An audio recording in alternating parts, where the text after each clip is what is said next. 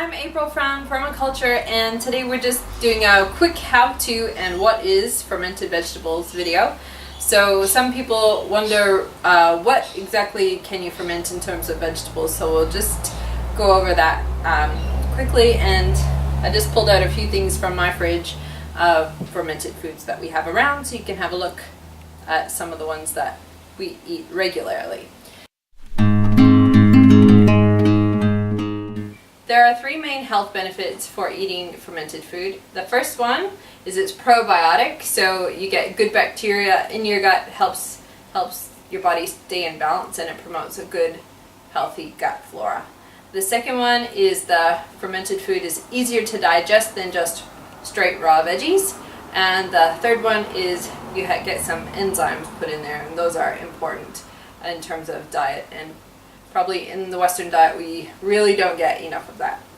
So fermented food has been used as a fermenting has been used as a preservation method for food for a long time, like throughout history. Okay, so in Europe, for example, they've made things like sauerkraut, and the vegetables that they fermented often were pickles, beetroot, onion, peppers, things of that sort.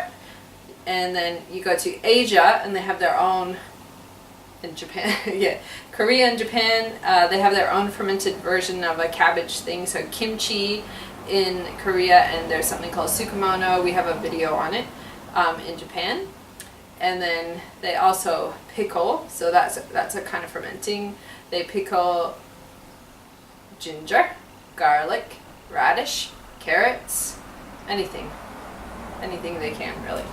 And then in the Americas we have relishes sometimes, so corn relish or cucumber relish that's fermented, so it won't be so sweet because fermenting is kind of like a souring process.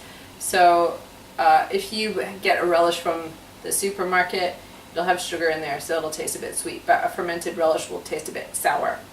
You can also ferment beans like that, and yeah, so we'll have a look at what I've pulled out that's just been around in my fridge, and you can see what we eat.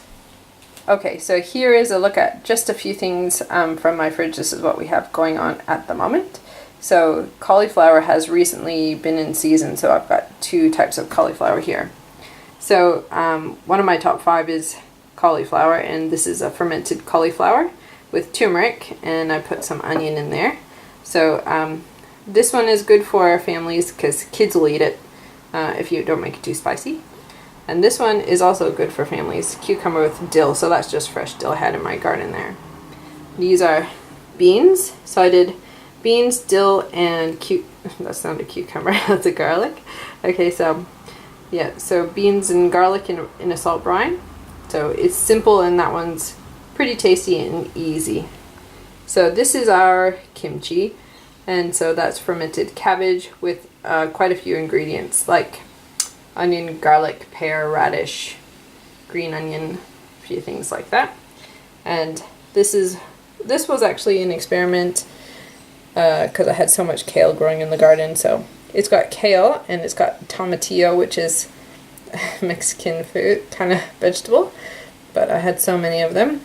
And chili pepper and red pepper, that's what I did for that one. So it's kind of kale sauerkraut.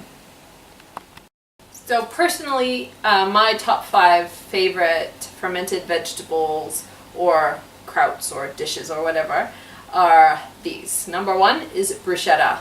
So that is a cultured tomato, basil, onion, garlic mixture, and it's really delicious, and that's my absolute favorite. Second one is cortito. That's kind of a South American sauerkraut. So it's got oregano, red pepper, and cabbage and onion, basically. And the cauliflower is the third with turmeric. So we've got those anti-inflammatory things in there. Sukemono, which is the Japanese sauerkraut. That's got some soy sauce, green onion, cabbage. It's pretty easy to make. That's another one. And kimchi. So if you want a bit of spicy action put into your meal, so for things like rice, something like that, you can just mix it in. It adds a bit of flavor. So those are the top 5. And if you are just wondering how do you ferment vegetables, I'll just give you a quick overview. So what you do is basically chop up vegetables, get a glass jar, stick them in. Depending on the kind, you will want a brine or some whey. So whey comes from milk. If you are a non-dairy person at all, then you might just want to do sauerkraut, and you can use a bit of the liquid left over from that for these other things. Anyway, what you do is you stuff it in, you press it down so that you have the liquid. So if I can show you this one, it's not a very nice jar, but anyway, that's just life. It's life in our fridge. So this is all the liquid that's gone above the cauliflower there, and the cauliflower is under. So when it's fermenting, it won't necessarily sink to the bottom. You gotta push it down a bit, and so you want the liquid to cover the top. And you put a lid on it. You stick it in the corner for 2 to 7 days, depending on your weather and the recipe, and then you eat it. So that's basically how it works. It's not too hard for fermented vegetables. You won't have 100% success rate because that's the nature of it. So if your first batch, 2 batches or 3 batches really don't work, then just keep learning and figure out some of the reasons why other people's batches haven't worked. One is chlorine in your water, for example. So if you just figure out some of those things, you'll be okay. But usually it does work. And we found it does work best in large quantities. So when we sold it, we didn't have hardly any problems fermenting in large batches. So these kinds of batches, the beans, for example, in small batches, it's really can be difficult. So you can ferment in a jar, or you can ferment in a crock, which is what I recommend.